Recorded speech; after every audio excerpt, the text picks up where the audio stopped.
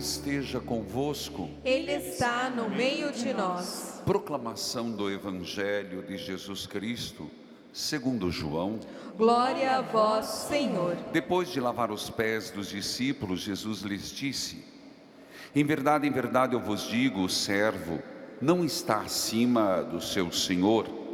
O mensageiro não é maior do que aquele que o enviou. Se sabeis isto e puserdes em prática, sereis felizes. Eu não falo de todos vós, eu conheço aqueles que escolhi, mas é preciso que se realize o que está na Escritura: aquele que come o meu pão levantou contra mim o calcanhar. Desde agora eu vos digo, antes de acontecer, a fim de que quando acontecer, creiais que eu sou. Em verdade, eu vos digo, quem recebe aquele que eu enviar, me recebe a mim, e quem me recebe, recebe aquele que me enviou.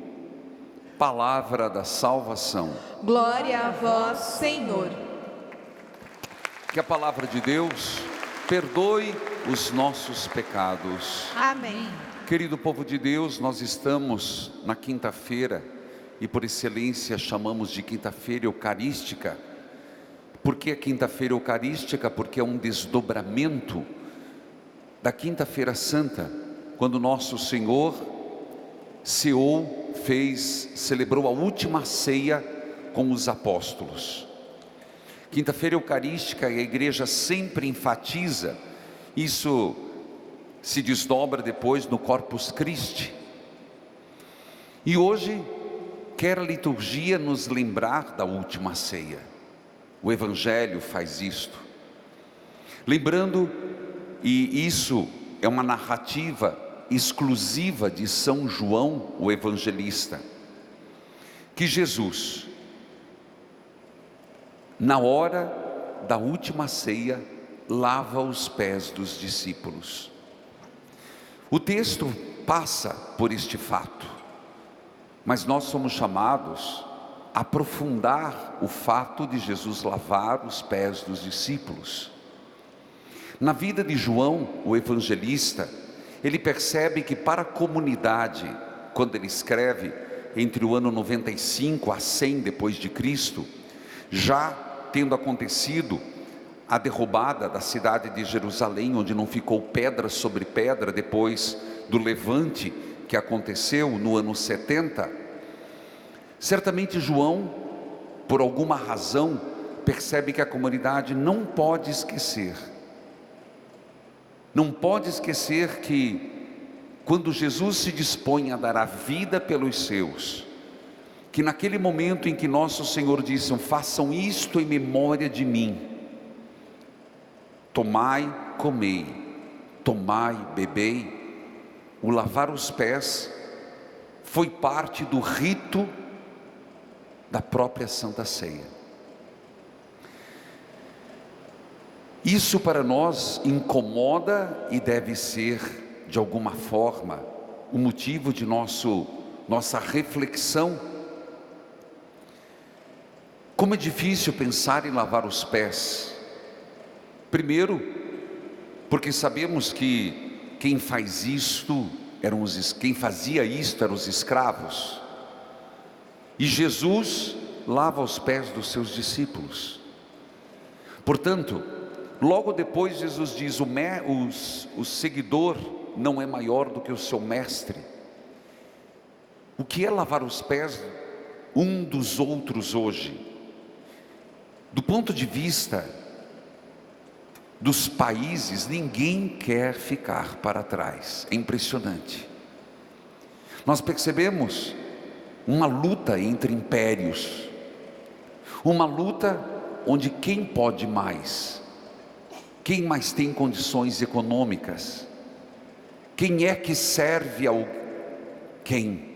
Tanto que você vê que fazem questão de deixar isso claro: quem manda, quem obedece. Mas é bom lembrar que nosso Senhor disse aos seus apóstolos e diz a nós: entre vós não deveis ser assim. Entre vocês não deve ser assim. Se o mundo vive assim, eu e você não podemos viver assim. Não devemos ficar frisando a cada instante quem manda, quem obedece, quem pode, quem não pode, porque exatamente é o que o Senhor nos admoesta a fazer o contrário.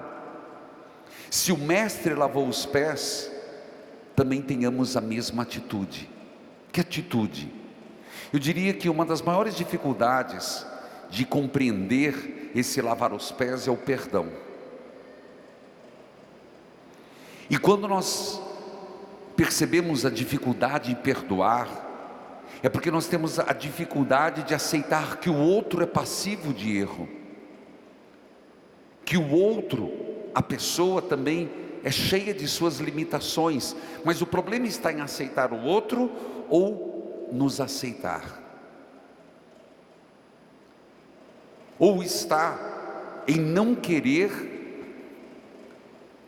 dar oportunidade para que a pessoa cresça, para que a pessoa se desenvolva.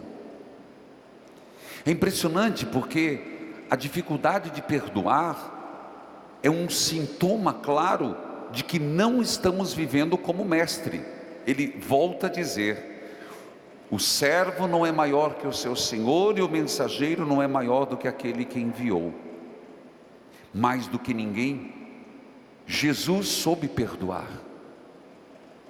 E se você perceber a correlação de lavar os pés, Jesus não só lavou os pés dos apóstolos, Ele lavou os pés dos seus algozes, lavou os pés daqueles que o flagelaram, lavou os pés daqueles que lhe puseram a coroa de espinhos, lavou os pés daqueles que lhe colocaram os cravos nas mãos e nos pés.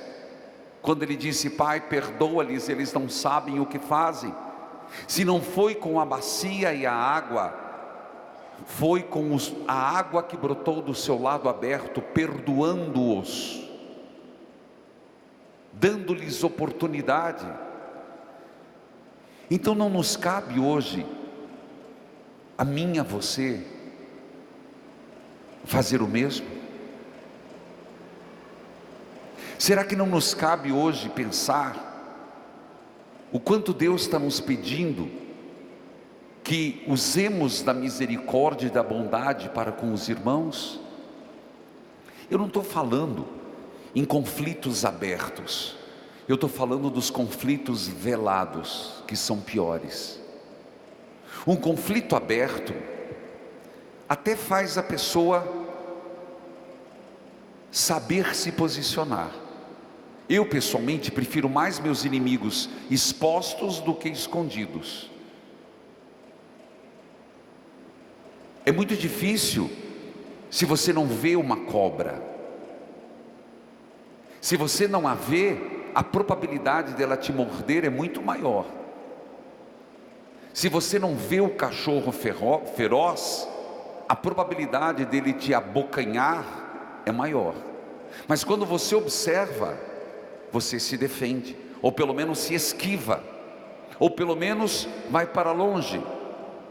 Por isso eu falo hoje do perdão, dos conflitos velados, ditos nas surdinas das nossas conversas, alimentados com os nossos pensamentos maldosos,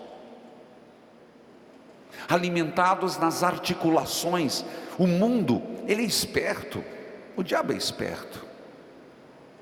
As coisas não são veladas, as coisas são muito feitas na surdina. E lembremos que nosso Senhor disse: tudo que é dito às escondidas será dito às claras. Tudo isso a partir do Evangelho.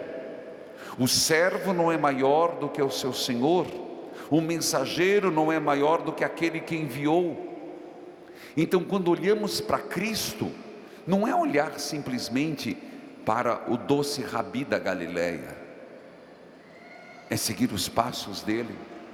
E quando João, numa única linha, coloca depois de lavar os pés, ele está dizendo muito para mim e para você. Ele está dizendo muito sobre aquele salmo que diz: Senhor, quem entrará no santuário para te louvar? Quem tem as mãos limpas, um coração puro, quem não é vaidoso e sabe amar. Se o Senhor não está mais aqui entre nós para nos lavar os pés com o jarro e a bacia que tomou, Ele está para nos lavar a alma com o sangue e a água que brota do lado aberto. Mas eu pergunto, será que eu e você não estamos na mesma atitude de Pedro? Eu não preciso, já tomei banho, tá bom assim? Não é exatamente esse estado da nossa mediocridade? A mediocridade, não entenda uma palavra ofensiva. Mediocridade é uma pessoa que é mediana, medíocre, mediana, menos. Casamento, vai. Oração, mais ou menos. Família, mais ou menos. Trabalho, mais ou menos. Tudo, mais ou menos. Mediocridade. E o que é impressionante, há quem é feliz na mediocridade. Amizades, mediocridades. Relacionamentos, mediocridade. Mas será que você merece isso? Será que vale a pena se contentar com tão pouco? Sabe por que digo isso? Porque logo depois Jesus disse: é nisto que vocês encontrarão a felicidade, seguindo o Mestre. Sendo literal, se sabeis isto e o puserdes em prática, sereis felizes. Não na mediocridade, não no menos, não levando do jeito que dá. Por isso eu estabeleço e coloquei neste ano, ao falar do poder oculto, sobre o poder da decisão. Eu decido ser feliz. Eu tomo uma decisão. Eu dizia no rádio hoje, que Deus ajuda todo mundo, gente, mas principalmente aqueles que se empenham. Deus não ajuda vagabundo. Faz chover para os fiéis e os infiéis. Mas aquele que cruza os braços e fica esperando, Deus vai ajudar como? Ele pode? Deus pode tudo. Jesus pode tudo, eu sou. Mas eu dizia, você já estabeleceu, até ter um pequeno exercício, num dos capítulos, creio 6, que nós deveríamos fazer, eu e você. Quais são os objetivos da minha vida? O que vou fazer para obter esses objetivos? Quais são os métodos que vou usar para atingir este fim? E qual é o prazo que eu dou para obter esse fim? Do ponto de vista financeiro, as empresas trabalham assim. E se uma empresa percebe que depois de um tempo não consegue reverter o quadro, abre falência. Se você olhar do ponto de vista empresarial, todos entendem esse discurso. Mas por que não fazemos isso na vida pessoal? Qual o grau de insatisfação da tua vida? Eu pergunto de novo, diretamente. Qual o grau de insatisfação na vida 2? Qual o grau da tua satisfação na vida amorosa? O grau, não vou falar na financeira, isso deixa que os outros falem. Na vida espiritual. Então por que angústia, sofrimento, tristeza, desespero, depressão, baixa autoestima? São coisas que nos puxam para baixo. Se nós acreditamos que o Senhor nos lava, a começar dos nossos pés, muito mais nossa mente, nossa cabeça, nossa alma, nosso espírito, nosso entendimento, então cadê a tua força propulsora de reação para sair da mediocridade? Já pensou nisso? Então faça teu plano de vida. Isso é um exercício. A pior coisa é quando alguém começa a levar muita bomba na faculdade. A pessoa cai em descrédito, a família cai em descrédito e a pessoa não prossegue. Tudo isso todo mundo entende. Mas quantos anos você é casado? Qual o plano de casamento da sua vida? Ter filhos, tá bom? E agora? Educar, tá bom, e agora? Qual o plano a dois? Curto prazo, médio prazo, longo prazo. E na vida espiritual? No relacionamento com Deus? Na vida da própria sacramental? É isso que nos falta. É isso que nos falta, um pouco mais de debruçar-se sobre a minha e a tua vida. Cada um se debruçando, não sobra tempo para falar dos outros. Mas se cada um se debruçar sobre a sua vida, com honestidade, com reta intenção, já temos o trabalho suficiente. Mas é difícil se debruçar sobre si mesmo. É difícil se debruçar sobre as nossas fraquezas. Eu percebo que isso causa um mal tremendo. Jesus volta a dizer: se sabeis isso e o puserdes em prática, sereis felizes. Para terminar, não pretendo me delongar, porém, nosso Senhor tinha muito claro, e durante essa semana, várias vezes ele diz: eu e o Pai somos um, eu vim fazer a vontade do meu Pai. Então Jesus tinha muito claro qual era o plano do Pai. E por que eu afirmo isso? Quando em vários momentos da sua vida, e vou citar alguns, o próprio diabo, em pessoa, tentou lhe apresentar um caminho um tanto diferente, ele disse: não tentarás o Senhor teu Deus. Quando os próprios apóstolos, nem diria que por maldade, como os filhos do trovão, o próprio evangelista disse: vamos pedir a Deus que que caia um fogo, uma chuva de fogo e enxofre sobre esse povo. O Senhor falou: não. Quando Pedro pegou a espada e cortou a orelha de Malco, não. Então, para que Jesus pudesse ter essa autoridade negativa de dizer não, ele tinha que saber o que queria.